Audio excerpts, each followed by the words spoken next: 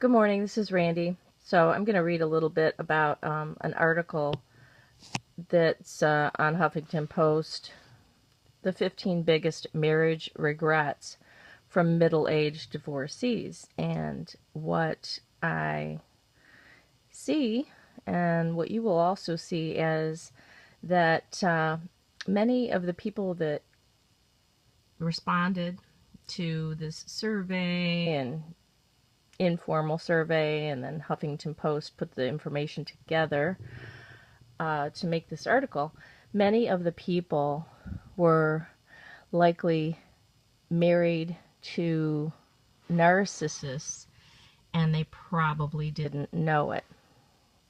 So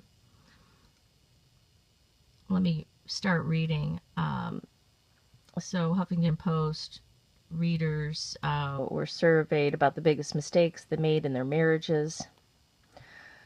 Some responses were succinct, like getting married when my instincts kept screaming no. We're familiar with that one, aren't we? Others were more complex. The next person said, not really knowing who he was. I should have done a better job on his background. So that also sounds familiar, doesn't it? Next reason or regret, we stopped putting the other first. We stopped nurturing the relationship, dating, simple everyday things like kissing, holding hands, hugging in public or private, waned, growing in separate directions, or not growing at all. So that seems like a more normal, common response from someone who might have actually been married to a normal person, except the not growing at all part. So if the partner was not growing at all, chances are that partner was a narcissist. Not giving him the respect and admiration he was looking for. He left me for a woman who needed rescuing and treated him like he was her knight in shining armor. Interesting. So the question here is, sounds like she wasn't giving him the respect and admiration he was looking for, but did he deserve it, would be my question. If he was a man that deserved respect and admiration, then maybe she would have given it to him. And my next question is, he left her for a woman who needed rescuing and treated him like he was her knight in shining armor. And was that possibly someone who was just getting with him because he had money? Is he really a knight in shining armor, or did he just appear to be so to this new woman? And how long does the knight in shining armor actually last? So, next reason, the person said, getting married to a person who did not share my religion, lifestyle, and diet, especially diet. If you can't eat the same things, it's a sign that you two do not have enough in common. I know diet sounds trivial, but when you think about it, trying to cook food for someone that you yourself just could not eat gets tiring, so you stop. Men have a thing about women cooking for them. I hear a lot of complaints that women don't cook anymore. With me, I just got tired of cooking food that I would never eat, so I stopped. He took it personally. Just too many differences. So that sounds more like a normal case of incompatibility to me. Next reason is thinking he was going to change, trying to change them to be something they were never going to be. Well, when the covert narcissist tricks you into thinking that they actually are the person that you want them to be, or that they at least have the potential to be, with all of their lies and their masks, why wouldn't you think that he was, a guy for you? should you go into a relationship thinking they're going to change? No, because I guess most people don't, and definitely the narcissist doesn't. That might have been more of a normal case of a divorce where the person went into it really not probably liking the person that they married to begin with. The next one, in my first marriage, it was believing I could help him and the expectation we will live happily ever after. Nope. In the second, I'm learning it's not 50-50. If you both don't give it your all, it will never work. So this probably a woman, well, yeah, she believed that she could help him. So there is that tendency that us women have to fix everything and want to help the guy, the poor guy that needs nurturing, that needs love. All he needs is love, and all he needs is our support, and then he will start acting right. And I guess she learned that no, that doesn't happen. The next one says, taking childhood baggage into marriage, it takes work on both sides to make a great marriage. I wish parents knew how their abuse and neglect are setting the stage for future relationships so negatively. Well, this is interesting, isn't it? So this person is saying that either she or both the man and the woman, or at least both partners, this could be a man talking, that they both took a lot of childhood baggage into their marriage. This is why those of us who have had these childhoods that need resolution need to be working on that before we get into another relationship, and should have done so in our early 20s in order to prevent some of these relationship problems, possibly also attracting narcissists. Although I do believe that anyone, healthy people as well, can attract covert narcissists. But she's saying that I wish parents knew how their abuse and neglect set the stage for future relationships. Well, she's missing something here, because the parents who abuse and neglect really don't give a shit.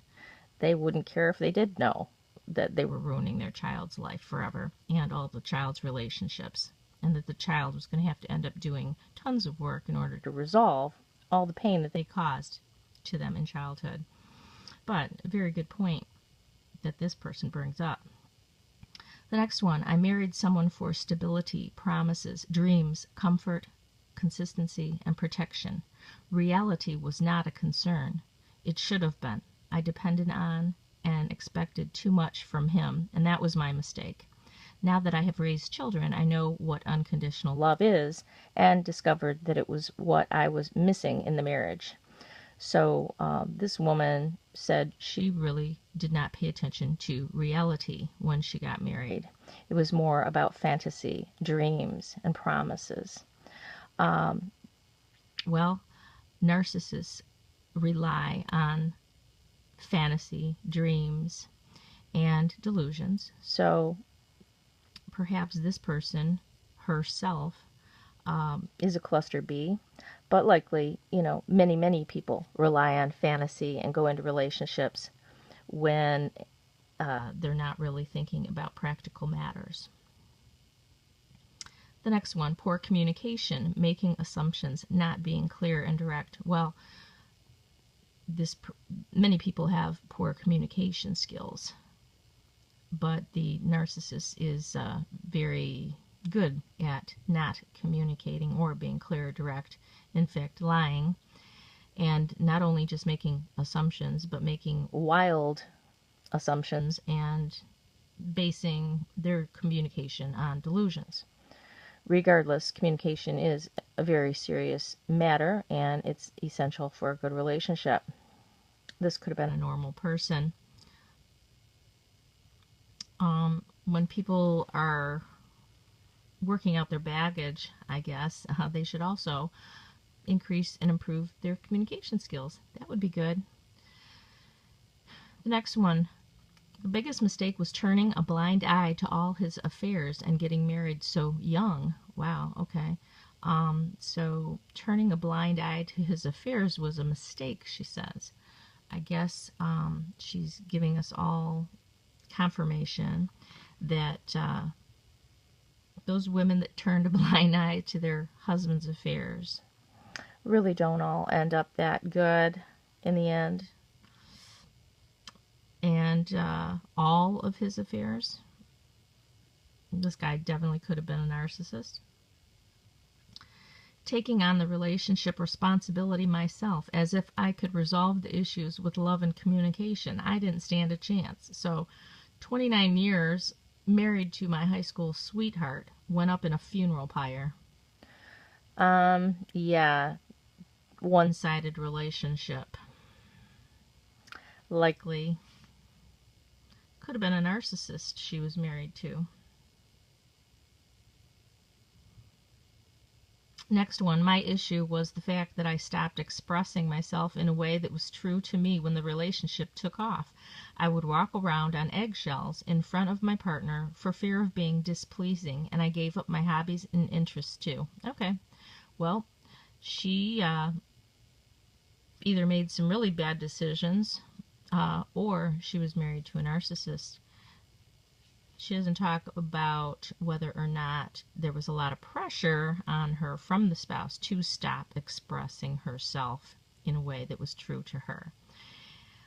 And that walking on eggshells in front of her partner for fear of displeasing may have been something that he was putting upon her, not just her problem. Sounds like she's blaming herself when she could have actually been with a narcissist.